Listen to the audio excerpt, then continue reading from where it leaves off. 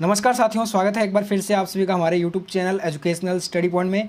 दोस्तों, जैसा कि आपको मालूम होगा, आज आपका 16 अक्टूबर का फर्स्ट शिफ्ट का जो एसएससी सीएचएसएल का एग्ज़ाम है वो समाप्त हो चुका है। उम्मीद करता हूँ सभी दोस्तों का एग्ज़ाम बहुत ही अच्छा गया होगा।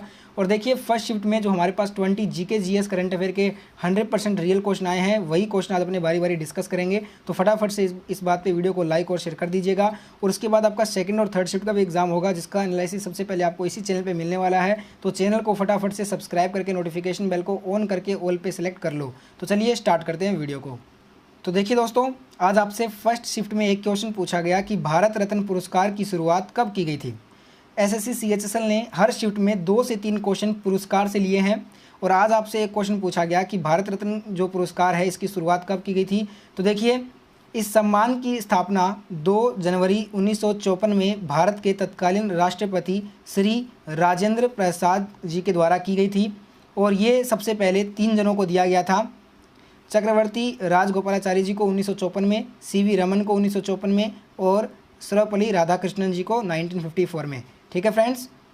एक क्वेश्चन आया कि आज वर्तमान में भारत के 47वें नंबर के जो मुख्य न्यायाधीश हैं ये कौन हैं। देखिए, जो चीफ जस्टिस ऑफ इंडिया है 47th, तो ये आपका आंसर होगा इसमें शरद अरविंद बोबड़े जी जो हैं ये आपके 47वें वर्तमान में भारत के 47वें नंबर के मुख्य न्यायाधीश हैं। तो इस क्वेश्चन का जो है ना आंसर आपका ये था। और ये करंट जीके का क्वेश्चन आपसे पूछा गया था इस बार। नेक्स्ट आपसे क्वेश्चन नदी से पूछा गया और सीएचएसएल ने नदी के बहुत सारे क्वेश्चन इस बार पूछे हैं। तो इस बार क्वेश्चन था कि किस नदी को भारत में दिहांग के नाम से जाना जाता है। देखिए, दिहांग के नाम से जो है ना भारत में ब्रह्मपुत्र नदी को जाना जाता है। ठीक है दोस्तों। एक क्वेश्चन आया कि भाषा के आधार पर आंध्र प्रदेश एक नए राज्य का गठन कब हुआ था। देखिए, भाषा के आधार पर जो आंध्र प्रदेश राज्य का जो बंटवारा हुआ और ये एक नए राज्य के गठन के रूप में इसका जो गठन किया गया वो 1 नवंबर 1953 को हुआ था।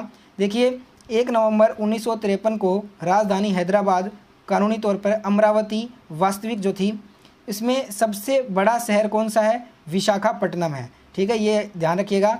और यहाँ पे जो विधान परिषद की सीटें हैं वो 58 हैं, विधानसभा की 176 और राज्यसभा की 11 सीटें हैं और लोकसभा की 25 सीटें हैं। एक क्वेश्चन आया कि पुष्यमित्र शुंग ने किसकी हत्या करके शुंग वंश की स्थापना की थी। अगर यहाँ पे मैं बात करूँ पुष्यमित्र शुंग की, तो इसने दोस्तों बृहदर्थ की जो है ना हत्या करके जो शुंग वंश है इसको स्थापित किया था। देखिए, पुष्यमित्र शुंग ने जो है ना मौर्य साम्राज्य का सेनापति था। इसने अंतिम मौर्य शासक बृहदर्थ की 184 ईसा पूर्व में जो है ना हत्या कर दिया था और उत्तर भारत में शुंग वंश की स्थापना की थी। पुष्यमित्र शुंग एक ब्राह्मण था। एक क्वेश्चन आया कि चुनाव आयोग को चुनाव कराने का जो दायित्व है ये सौंपा गया है वह किस अनुच्छेद में निहित है। तो ये है आपका अनुच्छेद 324 में। ठीक है फ्रेंड्स। और जिनका एग्ज़ाम फर्स्ट शिफ्ट में हुआ है, मेरे को एक चीज़ बताइए कि इस प्रकार से कोई क्वेश्चन आया था कि राज्य विधानसभा का जो चुनाव है वो किस आर्टिकल के तहत कराया जाता है। अगर ऐसा कोई क्वेश्चन आया है तो कमेंट ज़रूर करना। एक क्वेश्चन पूछा गया, भारतीय खिलाड़ी मोनिका बत्रा का संबंध किस खेल से है इनका संबंध। देखिए, भारतीय खिलाड़ी मोनिका बत्रा का जो संबंध है ये टेबल टेनिस खेल से है। तो खिलाड़ियों और खेल से बहुत क्वेश्चन पूछे हैं इस बार एसएससी सीएचएसएल ने। नेक्स्ट क्वेश्चन आपसे पूछा था कि दिशा ऐप पोर्टल किस राज्य सरकार के द्वारा लॉन्च किया गया। दिशा ऐप जो है पोर्टल ये लॉन्च किया गया आंध्र प्रदेश सरकार के द्वारा महिलाओं की सेफ्टी हेतु। और ये लॉन्च किए वाईएस जगनमोहन रेड्डी जी ने, जो कि सीएम हैं वर्तमान में आंध्र प्रदेश के। एक क्वेश्चन आया था, वर्तमान समय में इजराइल के प्रधानमंत्री कौन हैं। मैंने आपको कहा है दोस्तों, मुख्य जितने भी कंट्री हैं दुनिया में और ख़ास करके जो भारत के पड़ोसी देश और जिनके साथ भारत के वर्तमान में रिश्ते बहुत ही अच्छे हैं, उन सभी के प्राइम मिनिस्टर और प्रेसिडेंट आपको मालूम होना चाहिए, क्योंकि हर बार क्वेश्चन यहाँ से आता है। जो वर्तमान में इजराइल के प्राइम मिनिस्टर हैं ये आपके बेंजामिन नेतन्याहू हैं। ठीक है दोस्तों। एक क्वेश्चन आया कि गुरु नानक जी का जन्म कहाँ हुआ था। देखिए, गुरु नानक जी का जन्म जो है ये आपको मालूम होगा। इनका जन्म दोस्तों तलवंडी, जो कि वर्तमान में ननकाना साहिब पंजाब है पाकिस्तान का, यहाँ पे इनका जन्म हुआ था 15 अप्रैल 1469 में। और ध्यान रखिएगा तलवंडी पाकिस्तान अगर आपके ऑप्शन में था तो आपको टिक करना था। और वर्तमान में इसका नाम ननकाना शाही पंजाब है। और इनकी मृत्यु हुई थी 22 सितंबर 1539 करतारपुर में, जहाँ पे इनका स्मारक समाधि भी है करतारपुर में। और करतारपुर कॉरिडोर अभी चर्चा में रहा था पिछले साल, आपको मालूम होगा, तो वहाँ से भी क्वेश्चन आ सकते हैं। एक क्वेश्चन आया कि वंदे मातरम को प्रथम बार कब गाया गया था। देखिए, वंदे मातरम को जो प्रथम बार गाया गया था वो गाया गया था 1896 के कांग्रेसी अधिवेशन में। ठीक है फ्रेंड्स। एक क्वेश्चन पूछा गया कि भारत के राष्ट्रपति का चुनाव संविधान के किस अनुच्छेद के अंतर्गत आता है। दोस्तों, भारत के राष्ट्रपति का जो चुनाव है ये संविधान के आर्टिकल 54 के अंतर्गत आता है। ये क्वेश्चन आपके फर्स्ट शिफ्ट में पूछा गया है या नहीं, ये आप मेरे को कन्फर्म कीजिए कमेंट बॉक्स में, जिनका आज एग्ज़ाम हुआ है फर्स्ट शिफ्ट में। देखिए, राष्ट्रपति का चुनाव एक निर्वाचक मंडल, जिसे इलेक्टोरल कॉलेज भी कहा जाता है, ये करता है। संविधान के अनुच्छेद 54 में इसका वर्णन है। क्वेश्चन एक पूछा गया कि अर्थ के मैग्नेटिक फील्ड से संबंधित एक प्रश्न पूछा गया था। तो यहाँ पे हमारे पास कंप्लीट क्वेश्चन नहीं है, इसलिए मैं इसका आंसर आपको नहीं दे सकता। एक क्वेश्चन आया कि कबड्डी के क्षेत्र में वर्ष 2019 में द्रोणाचार्य पुरस्कार किसे मिला था। देखिए, द्रोणाचार्य अवार्ड से अभी तक 3 से 4 क्वेश्चन पूछे जा चुके हैं इस बार। और आज आपसे कबड्डी के क्षेत्र में वर्ष 2019 में द्रोणाचार्य पुरस्कार किसे मिला, ये क्वेश्चन पूछा गया। तो ये आपका रामवीर सिंह खोखर को मिला गया। और ये क्वेश्चन शायद 13 तारीख वाले एग्जाम में भी पूछा गया था। एक क्वेश्चन आया कि निम्नलिखित में से कौन सी ई कॉमर्स कंपनी है। यहाँ पे आपको 4 ऑप्शन दिए गए थे, जिसमें गूगल मैप, स्विगी, फ्लिपकार्ट और उबर था। तो इसमें जो करेक्ट आंसर था वो था फ्लिपकार्ट। फ्लिपकार्ट जो है इनमें से ये एक ई कॉमर्स वेबसाइट है, ई कॉमर्स कंपनी है।